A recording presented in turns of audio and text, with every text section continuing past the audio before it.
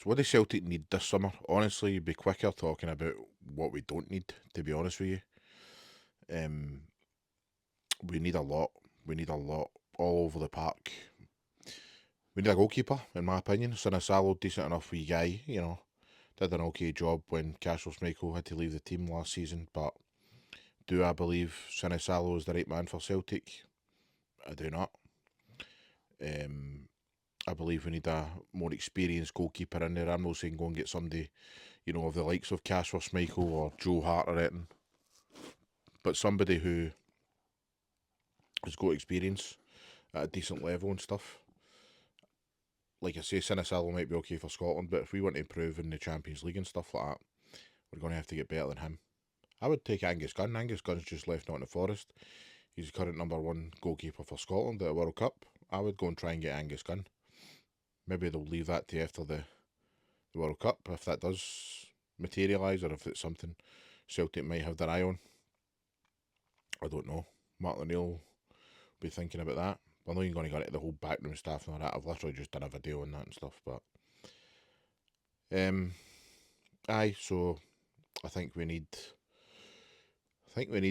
What, two centre halves, two at least. Because we've got Carter Vickers, we've got Austin Trusty, we've got Liam Scales. Carter Vickers and Trusty are probably the two best centre halves for me, but Liam Scales has been a real good player for Celtic over the last few years. Martin O'Neill does seem to rate him. I know that Brendan Rodgers rated him. But I think we need at least another two. Narovski's still at Celtic, I believe. Don't know what's going to happen with him. I don't even know if he's going to come back for pre-season or whatever. Stephen Welsh has moved on.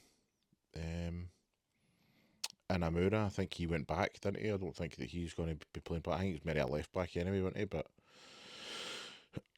aye, so Dane Murray, not good enough for Celtic. The boy Benjamin Arthur will be gone back. So aye, we need at least two centre halves, in my opinion. Don't think Dane Murray's good enough. I think he needs to move on. Left back, we got Kieran Tierney. We need a left back because we need somebody to replace Srirachi. Hopefully it'll be Srirachi. I would take him back in a heartbeat, like a lot of Celtic fans would, because he was fantastic on loan. If no him, then we definitely need a left back to challenge Kieran Tierney, because he's not going to be playing 90 minutes every week, that's for sure. Very, very injury prone Kieran, even though he did do well last year and played most of the games and he contributed a lot for Celtic and stuff. He is still one poor tackle away, one twist, one bend of being out for months. That's just how Kieran Tierney's body's made. But he did, it's probably one of the longest seasons he had last season without injury. Can't really remember him being out for a long period of time, to be honest. He did well. What we got midfielders, because Arnie Engel's going to leave, Nigrin's going to leave, Hitati's probably going to leave. He's asked to leave apparently. So we need at least two central midfielders. And it's without question that Engels is going to move on. Nigrin maybe no, but Maida will move on. So we need two central midfielders. We need a couple of wingers. We need a couple of strikers. So we need at least 10 players through the door, in my opinion. And, most of them either in the first team or pushing for the first team. That is what we're needing here. So you're talking a massive job here for Celtic and stuff like that. On my dream list of realistic players we can sign, Elijah Just for me would be excellent. Be interesting to see if Martin O'Neill wants to go down the road of Claudio Braga or if he wants to go down the road of Maswinise. These guys have still not moved on yet, I don't believe. Elliot Watt, can't really see that materialising because he's a Rangers fan, I think. So I don't know if Elliot Watt would even entertain coming to Celtic, I don't know. But he was a fantastic player last season. So was Callum Slattery. Just can't see Slattery. I don't think he's even in the talk of coming to Celtic or Rangers or anything like that.